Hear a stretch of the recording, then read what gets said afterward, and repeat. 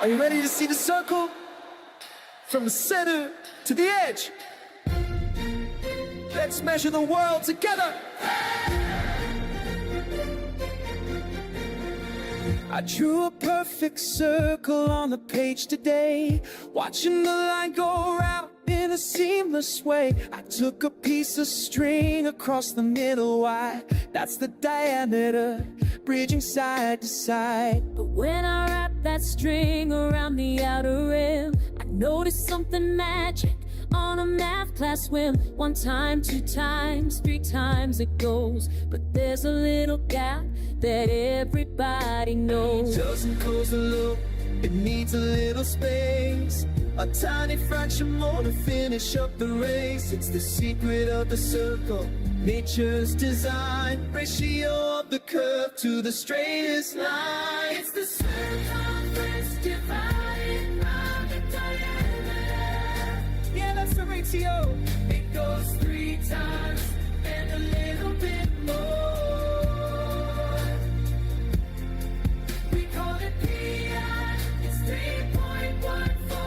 Wrap around the world, let the spirit soar. It's 3.14 and forevermore.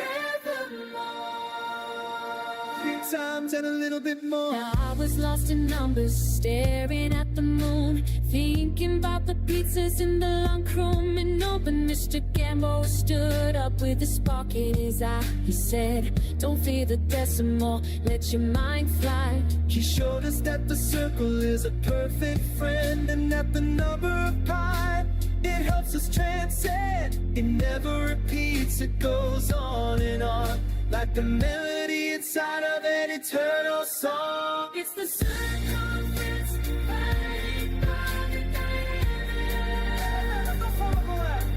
It goes 3 times and a little bit more.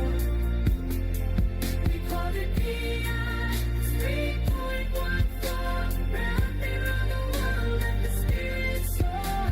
It's 3.14 and forevermore. Seal the deal, equals pi.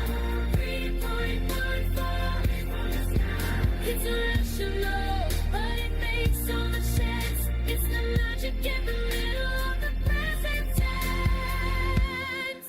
It's the Gamboa that's how you fly. It's the circumference divided by the diameter.